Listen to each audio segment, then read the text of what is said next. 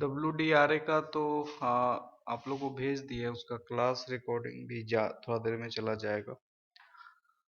तो आज हम लोग देखेंगे इंटरनेट कंप्यूटर का एक छोटा सा टॉपिक था आज, क्योंकि और कोई हम स्लाइड बना नहीं पाए थे क्योंकि आज हम लोग का लास्ट छठ होता है, आज लास्ट था। सर छठ की हार्दिक शुभकामनाएं आपको। बहुत बहुत धन्यवाद। तो इस कारण से आज कुछ हो नहीं पाया, बट इंटरनेट पढ़ा देते हैं, उसको पढ़ाने के लिए हमको सोचना नहीं पड़ेगा। चलिए देखिए, इंटरनेट में उस बार जो आप लोग से क्वेश्चन पूछा गया था, पहला तो आईपी से पूछा गया था, दूसरा टीसीपी से पूछा गया था, ठीक है। ट्रोपोलॉजी से क्वेश्चन आया था, तो इंटरनेट बहुत इंपॉर्टेंट हो जाता है। ट्रोपोलॉजी अलग है, इंटरनेट अलग है, तो आज इंटरनेट खत्म कर देंगे। एक दिन ट्रोपोलॉजी 5 टाइप का इंपॉर्टेंट है, वो स्टार बस रिंग वो सब बता देंगे। तो चलिए, सबसे पहला है इंटरनेट हिस्ट्री। हिस्ट्री आप लोग को नहीं पढ़ना है, तो जो शॉर्ट में जितना हम लोग रखेंगे कि आप लोग को याद रहे उतना ही बस काम करना है। तो सबसे पहले इंटरनेट में पूरा नाम जो होता है इंटरनेट का, इंटरनेशनल नेटवर्क उसका पूरा नाम होता है, ठीक है। उसके बाद जो जो आप लोग के लिए इम्पोर्टेंट है वो उतना ही रखेंगे, और थोड़ा बहुत जो इम्पोर्टेंट फैक्ट है वो जरूरी है। अब देखिए, इंटरनेट में ये जानना जरूरी है कि भारत में इंटरनेट का जो आरंभ हुआ था वो 15 अगस्त 1995 से शुरू हुआ था। 15 अगस्त 1995 से भारत का जो पहला वेबसाइट था वो naukri.com था, वो भी याद रखिएगा। भारत का पहला कैफे जिसमें इंटरनेट था वो 1996 में मुंबई में खोला गया था, ठीक है। और वेब दुनिया नाम का पहला वेबसाइट था जो कि हिंदी में था, और 2000 के दशक में याहू इंडिया और अमेजन इंडिया जैसी वेबसाइट बना था, ठीक है। तो ये सब थोड़ा सा है इंटरेस्टेड फैक्ट है, वो लॉजिकली भी जानना जरूरी है। जहाँ पे समझने का होगा वहाँ समझा देंगे। अब देखिए, इंटरनेट और इंटरनेट ये दोनों समझना जरूरी है। आप लोग बैंक जाते हैं या आपके कोई बैंक में होंगे रिलेटिव फ्रेंड्स, तो उनसे कभी पूछिएगा कि क्या उनके कंप्यूटर पे google.com खुल जाता है, तो उनका जवाब होगा नहीं। लिमिटेड रिस्ट्रिक्शन के साथ खुल जाता है। वो सब नहीं खोल सकता, एक लिमिटेड रिस्ट्रिक्शन होता है।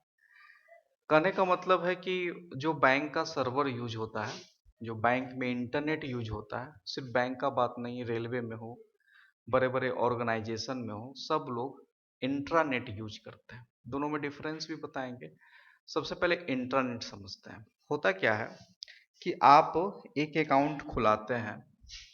मान लेते हैं कि आप चंडीगढ़ में हैं, चंडीगढ़ में एक एसबीआई का ब्रांच है, यहाँ पे आप एक अकाउंट ओपन किए। एसबीआई का जो हेड क्वार्टर है, HQ, वो कहाँ है? मुंबई। तो मुंबई में बैठा हेडक्वार्टर में जो भी व्यक्ति बैठा हुआ है वो आपका अकाउंट एक्सेस कर सकता है, यानी आपके बारे में सब कुछ जान सकता है कि नहीं जान सकता है? जान सकता था। जान सकता है, ठीक है। यानी कि दुनिया में किसी भी एसबीआई के ब्रांच में का डिटेल आपके बारे में कोई भी निकाल सकता है। इसी को हम लोग सीबीएस बोलते हैं। सीबीएस का फुल फॉर्म बताइए। सेंट्रलाइज्ड बैंकिंग सिस्टम या core banking core core banking system, bank. ठीक है, core core banking banking system. ये कोर बैंकिंग सिस्टम ही है जो सभी ब्रांचेज को जोड़ देता है, ठीक है। तो ये जो इंटरनेट यूज करता है एसबीआई, यानी कोई भी बड़े बड़े ऑर्गेनाइजेशन जो इंटरनेट यूज करते हैं, वो इंट्रानेट होता है। इनका क्या काम होता है? इनका काम होता है, सिर्फ ये ऑर्गेनाइजेशनल बेस पे होता है, बाहर लोग इंटरनेट यूज नहीं कर सकते। इनका अपना सर्वर होता है, उस सर्वर पे ही वो सारा वर्क करते हैं। आगे सर्वर क्लाइंट भी बताएंगे। तो इंट्रानेट एक तरह से मान लीजिए प्राइवेट नेटवर्क है फुल्ली तरह से, जिसमें जितने लोग के पास एक्सेस होगा उतना ही लोग उसको एक्सेस कर सकते हैं। अगर हम चाहेंगे कि एसबीआई का डिटेल, किसी भी व्यक्ति का डिटेल हम निकाल सकते हैं, आप निकाल सकते हैं? नहीं निकाल सकते हैं। नहीं। ठीक है। अब ऐसा क्यों किया जाता है? आप सुनते होंगे कि आप इंटरनेट यूज करते हैं, किसी का ये हैक हो गया, किसी का वो, दुनिया को छोड़िए मेरा ही चैनल हैक हो गया था। तो ये ऐसा होता क्यों है? तो क्योंकि हम लोग इंटरनेट यूज करते हैं, इंटरनेट अनसिक्योर है, कोई भी बाहर से अटैक हो सकता है अगर आप प्रिकॉशन नहीं लिए। इसी कारण से बड़े बड़े ऑर्गेनाइजेशन इंटरनेट के जगह इंट्रानेट यूज करते हैं। इंटरनेट में क्या होता है, बाहर से कोई लिंक ही नहीं है, कोई कनेक्शन ही नहीं, बाहर से कोई अटैक कर ही नहीं सकता है। तो इंट्रानेट बहुत सिक्योर होता है, और ये आपका लार्ज कंपनी में, आपका प्राइवेट नेटवर्क के रूप में, बैंक में, रेलवे में, सब जगह इंट्रानेट आपको यूज मिलेगा। ठीक है। अब इंटरनेट को तो हैक किया जा सकता है, इंटरनेट को हैक करना मुश्किल है। अब लॉजिक आप लोग समझ ही गए। अब इंटरनेट समझ लीजिए, इंटरनेट क्या हुआ, सेम कोई भी उसको यूज कर सकता है, कहीं से भी यूज कर सकता है, बस आपके पास एक वेब ब्राउजर होना चाहिए, आप इंटरनेट कनेक्शन होना चाहिए, आप उसको यूज कर सकते हैं। अब इंटरनेट कनेक्शन के बारे में बात करते हैं। तो इंटरनेट कनेक्शन जो थ्योरी में पढ़ना है पहले जमाने में, वो अलग अलग टाइप के हैं, तो हम दोनों शॉर्ट में बता देते हैं। पहले तो जो इंटरनेट कनेक्शन है, अब इंटरनेट कनेक्शन दो टाइप से हो गया। पहले तो एक ही टाइप से होता था, एक आपके पास मोबाइल है और एक आपके पास पीसी है। ठीक है। अब पहले पीसी में बात करते हैं। पीसी में इंटरनेट कनेक्शन कितने तरह से हो सकता है? पहला तो है कि आप वायर के थ्रू यूज कर सकते हैं, दूसरा वाईफाई के थ्रू यानी वायरलेस के थ्रू यूज कर सकते हैं। अब जो वायर के थ्रू यूज कर सकते हैं, तो सबसे पहले आता था डायल अप कनेक्शन। आप लोग के ऑफिसेस में भी आप लोग देखते होंगे पहले जमाने में डायल अप कनेक्शन। ये डायल अप कनेक्शन क्या होता था, फोन का जो लाइन होता था, जिससे जनरली बीएसएनएल या एमटीएनएल जनरली ऑफिसेस में ज़्यादा यूज होता था, तो बीएसएनएल के थ्रू ही एक फोन लाइन से एक मॉडेम को यूज किया जाता था, वहीं से कंप्यूटर चलता था। इसका नेट स्पीड बहुत ही स्लो होता था, इसका ड्रॉबैक यही था। तो वो हो गया आपका डायल अप कनेक्शन। दूसरा है आपका ब्रॉडबैंड, ब्रॉडबैंड कनेक्शन। थोड़ा सा इंटरनेट की दुनिया बदली और थोड़ा सा स्पीड बढ़ने लगा। आपको पता है ये जो डायल अप कनेक्शन का मैक्सिमम स्पीड क्या होता था? 128 kbps, not mbps, kbps, kilobyte पर सेकेंड ओनली। ठीक है। तो हालांकि बाद में एफसीआई वालों को भी अफसोस हुआ होगा कि बीएसएनएल ही ठीक है। एक बार हम गए थे एफसीआई में, आरओ गए थे चंडीगढ़, तो देखे थे कि ये 2010 का बात है, 10-11 में गए थे। देखे थे कि मोस्टली कंप्यूटर पर उस समय एक आता था टोरेंट, आता था Torrent downloader, you Torrent, mostly computer पे डाउनलोड होता था। तो देखे थे हम, मोस्टली कंप्यूटर पे देखे थे कि यू टोरेंट लगा हुआ था, दुनिया भर का मूवी उस पर डाउनलोड हो रहा था। तो हमको समझ में आया था कि डायल अप कनेक्शन ही बेटर है, जिससे कि बैंकों में थोड़ा फास्ट इंटरनेट चाहिए। ठीक है।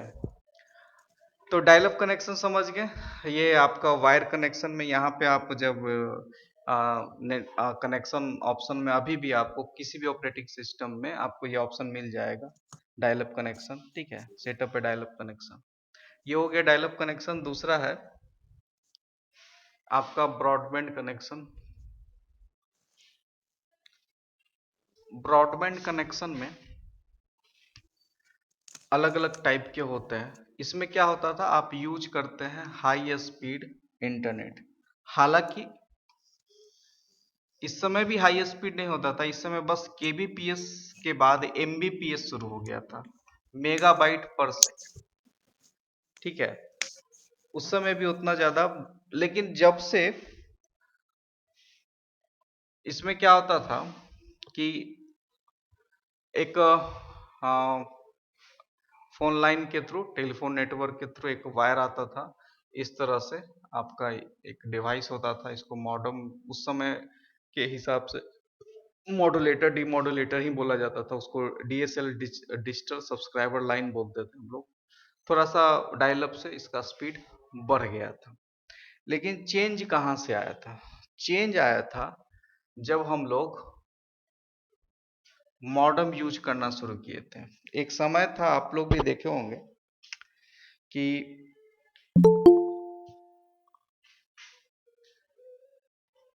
एक यूएसबी मॉडेम चला था, बहुत प्रचलन में चला था, आप लोग भी शायद यूज किए होंगे यूएसबी मॉडेम। ठीक है, इसमें जनरली एयरटेल का आता था। सिम लगता था। ठीक है, उसमें सिम लगता था और उसमें प्लान यूज कीजिए, उसका स्पीड अच्छा अच्छा था, मतलब ये सब से तो बेटर था स्पीड। वो बहुत चला था, भारत में बहुत चला था। माइक्रोमैक्स का मॉडेम आता था, उसमें सिम लगा दिए, अपना चल रहा है। इंटरनेट यूज करने के लिए सबसे अच्छा तरीका था, क्योंकि वो सबके लिए पॉसिबल था, क्योंकि सब लोग आप सब लोग डायल अप कनेक्शन नहीं लगवा सकता है, फोन से इंटरनेट ब्रॉडबैंड कनेक्शन नहीं ले सकता था। तो भारत में उस समय मोबाइल भी नहीं थे उतने ज्यादा कि सब लोग मोबाइल पे इंटरनेट यूज करें। तो उस हिसाब से उस समय का रिवॉल्यूशन था कि यूएसबी मॉडेम आया था, उस वो बहुत अच्छा चला था, हम भी यूज किए थे। लेकिन सारा दुनिया पलट गया इसके आने से। किसके आने से? ऑप्टिकल फाइबर के आने से। ये सारा इंटरनेट का दुनिया ही बदल दिया। अब ये इंटरनेट का दुनिया कैसे बदला? अब ये इंटरनेट का दुनिया, जहां हम लोग केबीपीएस में बात करते थे, जहां हम लोग एमबीपीएस में बात करते थे, अब यहां हो गया जीबीपीएस। मतलब कि अगर ये डायल अप कनेक्शन हुआ, ये ब्रॉडबैंड कनेक्शन हुआ, ये ऑप्टिकल फाइबर हुआ, अगर एक औसतन मान लीजिए 1 GB का कोई मूवी है, तो इसमें आपको लगता था 30 मिनट, इसमें आपको लगभग मान के चलिए लगता था, एमबीपीएस जब आया तो 15 मिनट, और जब जीबीपीएस आया तो 5 सेकंड। इतना का अंतर हो गया स्पीड में, ऑप्टिकल फाइबर। अब ये ऑप्टिकल फाइबर आपसे कैसे क्वेश्चन कैसे पूछेगा? क्वेश्चन दे देगा, इनमें से कौन सा सबसे फास्ट इंटरनेट कनेक्शन के लिए यूज किया जाता है? पहला डायल अप कनेक्शन, दूसरा ब्रॉडबैंड कनेक्शन, तीसरा वायरलेस कनेक्शन, चौथा ऑप्टिकल फाइबर कनेक्शन। तो ऑप्टिकल फाइबर कनेक्शन हालांकि ब्रॉडबैंड कनेक्शन का ही टाइप है। ठीक है, तो ये चीज आपको ध्यान देना है, ये ब्रॉडबैंड में ही आता है। लोग गलती क्या करते हैं, इसको ब्रॉडबैंड से अलग समझते हैं, ये ब्रॉडबैंड का ही टाइप है। पहले क्या हुआ, फिर से समझ लीजिए। पहला आया डायल अप कनेक्शन, खत्म वो। सेकंड आया ब्रॉडबैंड कनेक्शन। ब्रॉडबैंड कनेक्शन में पहला था डिजिटल सब्सक्राइबर लाइन, दूसरा आपका था मॉडेम के थ्रू, और तीसरा यह है ऑप्टिकल फाइबर के थ्रू, जो अभी लेटेस्ट जनरेशन में हम लोग यूज कर रहे हैं, चल रहा है। अब ये घर घर पे अवेलेबल है।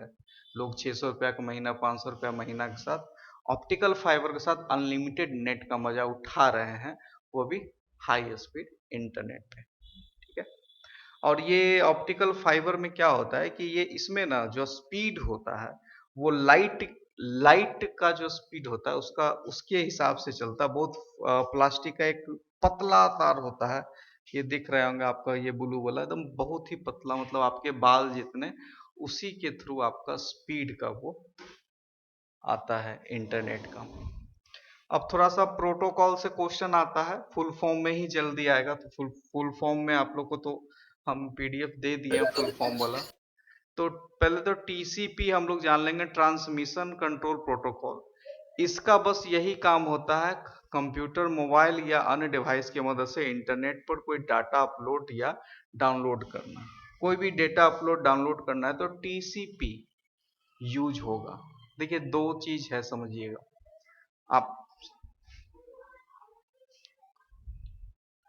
आपके पास एक मोबाइल है और एक पीसी है, ठीक है।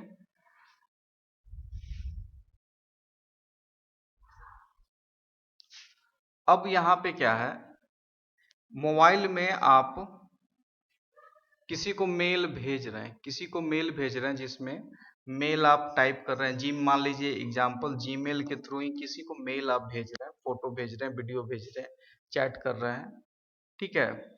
इस समय जो यूज होगा प्रोटोकॉल, वो क्या होगा, टीसीपी। अगर आपके पास पीसी है और आपके पास एक मोबाइल फोन है, अपने मोबाइल फोन से अगर कोई डेटा, कोई भी डेटा, गाना हो, मोबाइल गाना हो, फोटो हो, वीडियो हो, कुछ भी हो, अगर अपने मोबाइल से पीसी में डाल रहे हैं या पीसी से मोबाइल में डाल रहे हैं, तो कौन सा प्रोटोकॉल यूज होगा? इसको बोलते हैं एफटीपी। फुल फॉर्म क्या होता है बता चुके हैं आप लोग को, फुल फॉर्म वाले। File transfer protocol. File transfer protocol, ठीक है। अंतर समझ गए ना? अगर इंटरनेट पे कोई भी चीज अपलोड या डाउनलोड करने में कौन सा प्रोटोकॉल यूज होता है? टीसीपी, ठीक है। अगर आप अपने डिवाइसेस में डेटा ट्रांसफर कर रहे हैं, उसको कौन सा प्रोटोकॉल यूज होगा?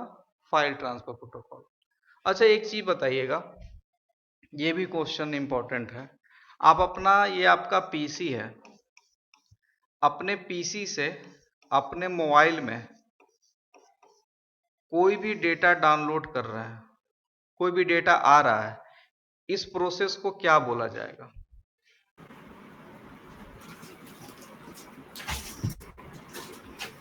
एफटीपी। प्रोसेस एफटीपी है। कॉपी करना सर, कॉपी कॉपी करना। करना। हमको डिफरेंस बताना है आप लोग को, डाउनलोडिंग और अपलोडिंग। हमको ये आप लोग को बताना है, what is downloading, what is the uploading, ठीक है। कोई भी फाइल को आप अपने मोबाइल या किसी भी डिवाइसेस में आप डालते हैं इंटरनेट के मदद से, उसको क्या बोलते हैं? डाउनलोडिंग। कहां से? इंटरनेट से मोबाइल में डाल रहे हैं तो डाउनलोडिंग। अगर मोबाइल से इंटरनेट पे डाल रहे हैं तो क्या कहलाएगा? अपलोडिंग। अपलोडिंग। अपलोडिंग। क्लियर है? ये थोड़ा सा दिमाग में रखिएगा, कभी कभी पूछ देता है, एक आप लोग को दे देगा कि ये कर रहा है, पूछेगा कौन सा प्रोसेस है, डाउनलोडिंग है, अपलोडिंग है, ये आपके दिमाग में होना चाहिए। अब आते हैं आईपी, इंटरनेट प्रोटोकॉल, ठीक है।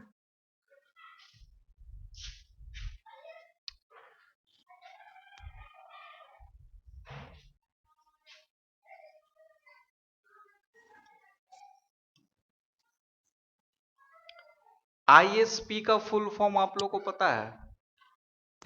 Internet service provider. Internet service provider, याद रखिएगा। जो आपको नेट प्रोवाइड करता है उसको आईएसपी बोलते हैं, इंटरनेट सर्विस प्रोवाइडर, ठीक है। अब देखिए इसको राउटर बोलते हैं। हम लोग थोड़ा सा राउटर और हब एक बार जान लेते हैं, कभी कभी पूछ देगा एग्जाम में कि राउटर क्या होता है, हब क्या होता है। राउटर और हब में अंतर समझते हैं। सबसे पहले राउटर जो होता है एक तरह से मॉडम ही है, मॉडम का नया रूप है। मॉडम में क्या जोड़ दिया? वायरलेस जोड़ दिया, इसी को राउटर बोल देते हैं। इसमें क्या होता है कि एक वैन पोर्ट होता है और मिनिमम 3 तो मिनिमम 3 लैन पोर्ट होता है। कहने का मतलब है कि आप एक इंटरनेट कनेक्शन लिए हैं, ठीक है, आपके पास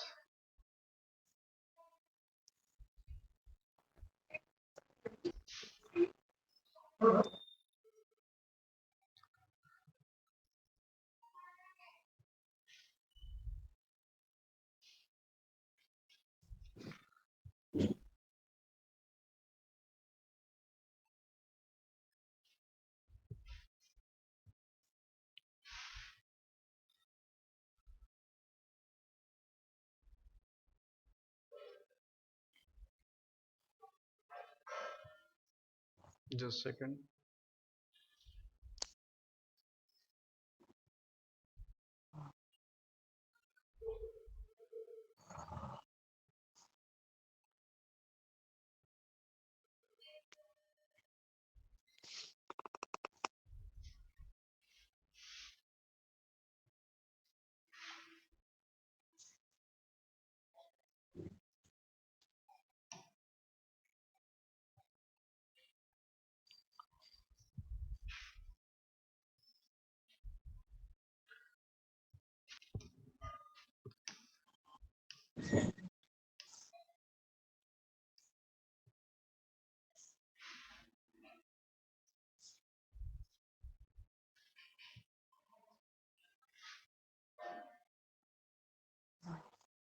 देखिए आपके पास एक पीसी है, ठीक है, आपके पास आज के डेट में तो हर घर में एक टीवी होता है, एंड्रॉयड टीवी होता है, एक टीवी है आपके पास घर में, मान लेते हैं घर में 4 मेंबर हैं, तो कम से कम 4 मेंबर है तो आज के डेट में सबके पास क्या होता है, मोबाइल होता ही, मोबाइल है।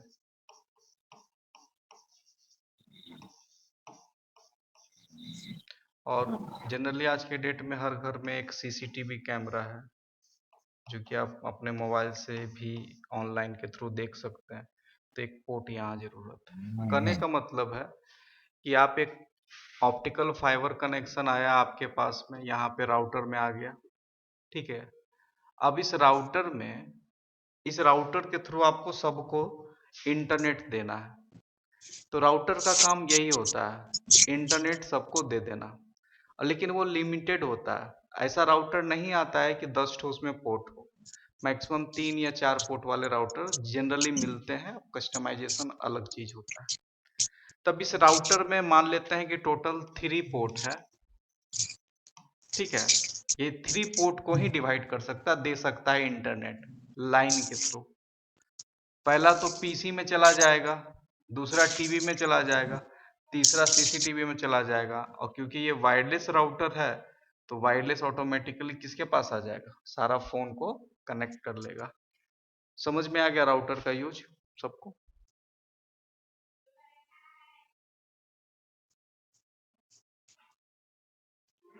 बताइए। आगे सर। ठीक है, अच्छी बात है। अब एक आपके पास आपका ये पीसी है, इस पीसी से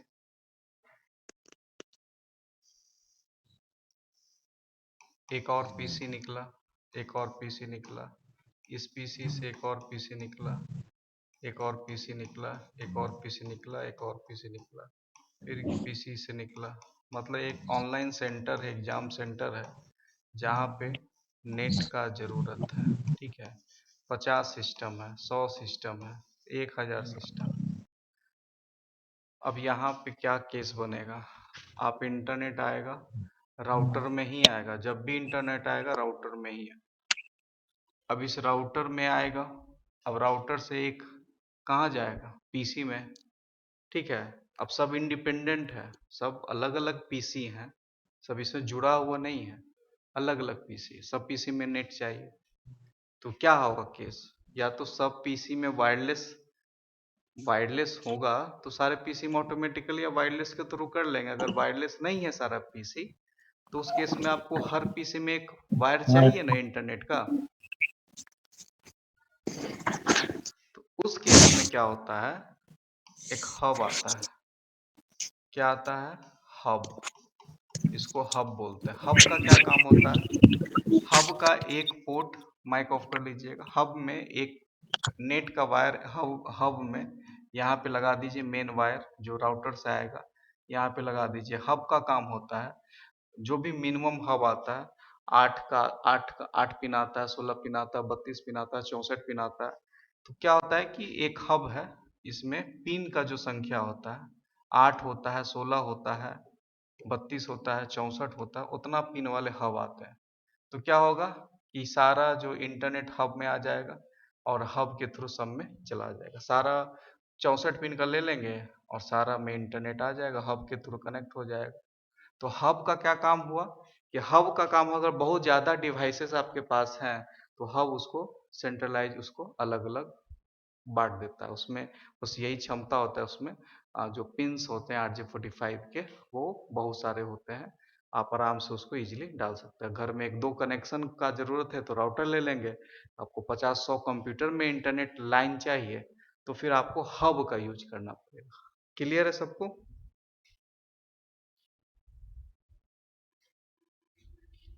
क्लियर है?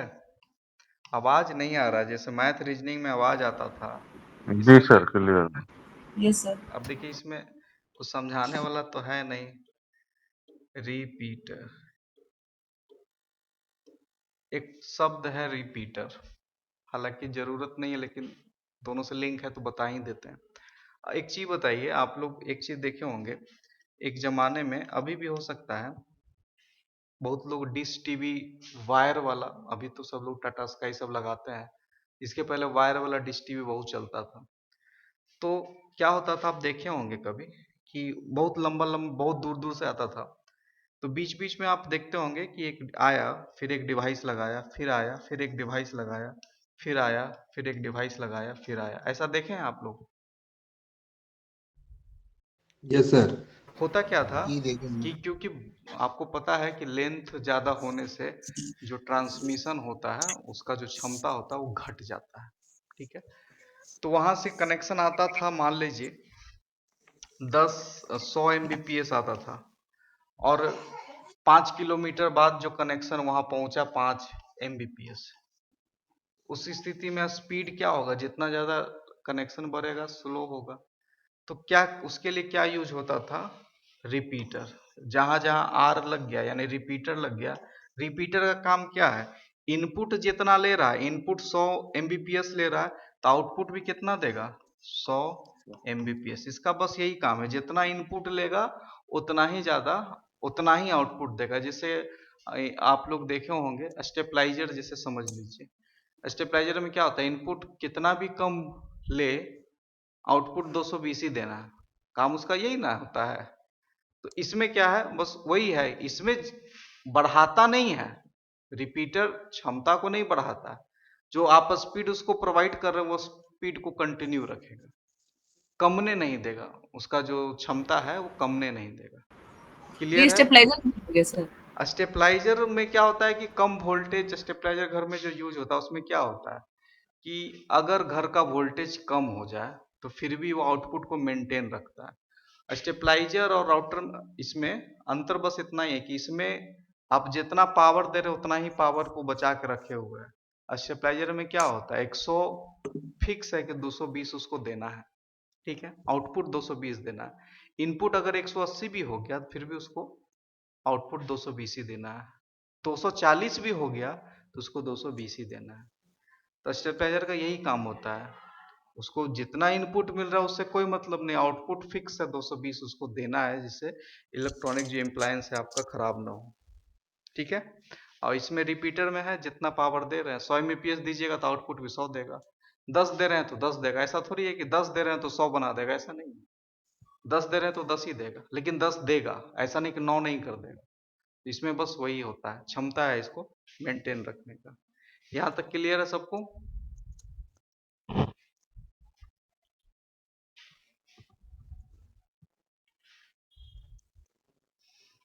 चलिए, आईपी दो टाइप का होता है, क्योंकि आईपी से क्वेश्चन पूछ चुका है, आप लोग को फुल फॉर्म ही पूछा था, इसलिए थोड़ा सा आईपी को थोड़ा सा डिटेलिंग हम सोचे पढ़ा देते हैं। कहीं इस बार कुछ भी पूछ, अब देखिए कंप्यूटर का है सिलेबस अपने में बहुत बड़ा सिलेबस है। अब इसको कितना हम छोटा कर सकते हैं, एक लिमिट से ही छोटा कर सकते हैं, सब छोटा नहीं कर सकते। अब आईपी में आपको एक पहला तो क्वेश्चन पूछा, आईपी का फुल फॉर्म पूछ चुका है। आप आईपी का फुल फॉर्म पूछ चुका है तो आईपी कितने टाइप का होता है वो कम से कम जानना पड़ेगा आपको। ठीक है, तो आईपी जो होता है वो दो टाइप का होता है, एक होता है स्टैटिक आईपी, दूसरा होता है डायनेमिक आईपी। ठीक है, अब ये भी पूछ सकता है आईपी का कितना वर्जन होता है। आईपी का टोटल दो वर्जन होता है, एक इसको IPv4 बोलते हैं, IPv4 इंटरनेट प्रोटोकॉल वर्जन 4, और अभी जो लेटेस्ट चल रहा है IPv6 इंटरनेट प्रोटोकॉल वर्जन 6। ठीक है, अब दोनों में अंतर क्या है, आप देखे होंगे कहीं पे आपको दिखता होगा इस तरह से लिखा हुआ 240.160.180.90। तो यही आपका, अपने मोबाइल में भी आप सर्च कीजिएगा, what is my IP, mobile में सर्च कीजिए तो आपका आईपी एड्रेस आ जाएगा। आईपी एड्रेस एक आपको एक तरह से पुलिस भी ट्रैक करती है, कभी कभी आईपी से ही ट्रैक करता है, एक लोकेशन दे देता है कि यहाँ से एक्सेस हो रहा है इंटरनेट, यहाँ से एक्सेस हो रहा है। ठीक है, अब IPv4 में क्या था कि इस फॉर्म में आता था। ठीक है, टोटल 1 2 3 4 4 में आएगा। अब IPv6 में क्या हो गया, इस टाइप से आता था, इस टाइप से IPv6 में इस टाइप से आएगा, जिससे कारण क्या हुआ, इसमें नंबर है तो इंटरनेट यूजेज दिन पे दिन बढ़ते जा रहा है, तो ये नंबर भी क्या हो जाएगा, लिमिटेड नंबर्स है, एक एक समय ऐसा आएगा कि वो बचेगा नहीं। इस कारण से इसको धीरे धीरे चेंज किया जा रहा है। अब IPv6 चल रहा है, इसमें देखिए नंबर के साथ अल्फाबेट भी लगा दिया, तो इसका कॉम्बिनेशन ही इतना बिलियंस बिलियंस में हो जाएगा कि कभी खत्म ही नहीं होगा। तो आईपी से पहला फुल फॉर्म पूछ सकता है इंटरनेट प्रोटोकॉल, आईएसपी पूछ सकता है इंटरनेट सर्विस प्रोवाइडर, आपसे ये पूछ सकता है कितने टाइप के आईपी होते हैं, स्टैटिक आईपी होता है और डायनेमिक आईपी होता है। अब स्टैटिक का मतलब होता है जो परमानेंट, जो भी आपका परमानेंट एड्रेस है डिवाइस के हिसाब से वो स्टैटिक हो गया, जो आईपी एड्रेस हमेशा बदलते रहता है उसको डायनेमिक बोलते हैं। एफटीपी तो आप लोग को बता दिए, एफटीपी क्या होता है, फाइल ट्रांसफर प्रोटोकॉल। ठीक है, फाइल्स को ट्रांसफर करने में यूज होता है। आगे है मॉडम। मॉडम से क्वेश्चन आता है, अगर हम आपसे पूछे मॉडम इनपुट है क्या आउटपुट है तो क्या जवाब होगा आपका, बताइए। मॉडम इनपुट है क्या आउटपुट है, इनपुट। इनपुट। दोनों है। दोनों है। क्वेश्चन आता है, ये है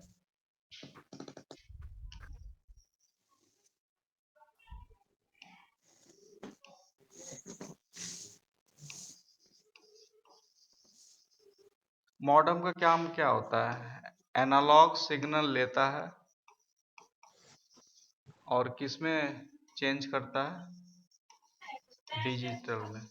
ठीक है, लिया यानी क्या हुआ, इनपुट, और बाहर थ्रो किया तो क्या हुआ, आउटपुट।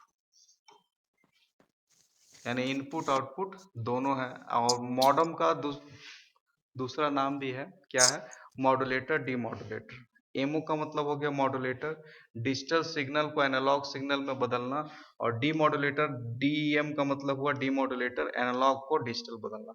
दोनों काम कर देता है, इस कारण से क्या हुआ, वो इनपुट भी है आउटपुट भी, एग्जाम में पूछेगा तो दोनों लगाना है। आते हैं वेब ब्राउजर। अब वेब ब्राउजर का काम क्या होता है, आपको इंटरनेट ओपन करना है तो बिना वेब ब्राउजर के आप नहीं ओपन कर सकते। ठीक है, तो वेब ब्राउजर का जनरली पर्पस क्या है, इंटरनेट एक्सेस करवाना। ठीक है, और टाइप्स ऑफ वेब ब्राउजर पूछा जा सकता है, क्वेश्चन इस टाइप से भी आ सकता है, इनमें से कौन से वेब ब्राउजर हैं या इनमें से कौन सा वेब ब्राउजर नहीं है। ये दोनों टाइप से क्वेश्चन आ सकता है। तो कुछ इंपॉर्टेंट वेब ब्राउजर हम बता देते हैं। पहला तो सब जानते हैं गूगल क्रोम,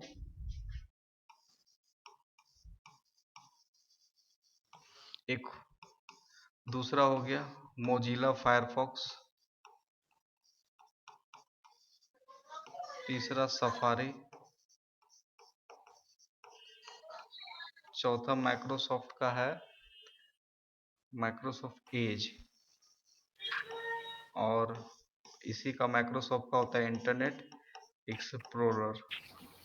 6 में क्रोम हो गया, मोजिला फायरफॉक्स, एज, ओपेरा भी तो होगा sir, opera.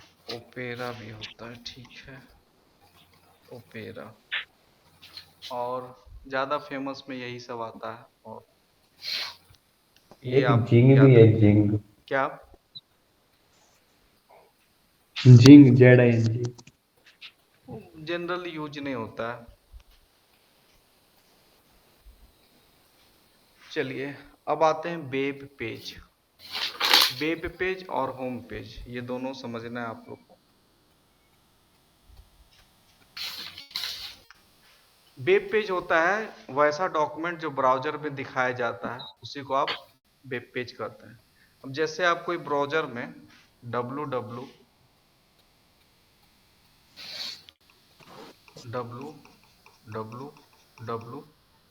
Dot Google dot com डालेंगे, इससे जो खुलेगा एक पेज खुलेगा, उसी को वेब पेज कहा जाता है। ठीक है, क्लियर है? याद रखिएगा इसको। वेब पेज क्या हुआ, जो आप सर्च करते हैं तो जो पेज खुलता है उसी को वेब पेज बोलते हैं हम लोग। और जब किसी भी वेबसाइट का जो पहला पेज होता है उसको क्या बोलते हैं?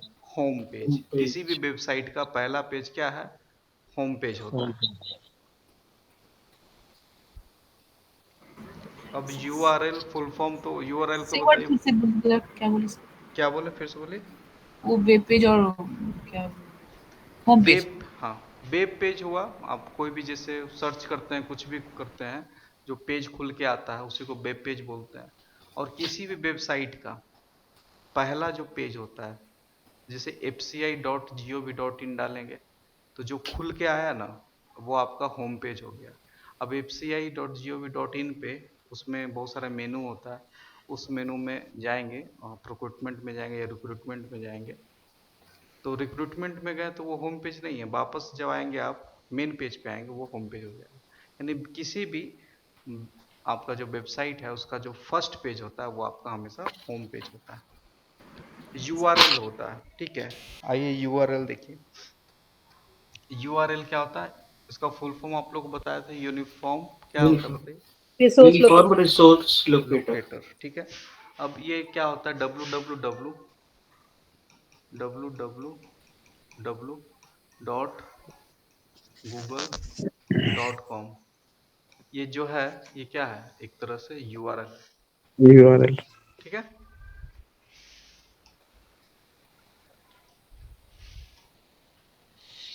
चलिए यूआरएल हो गया।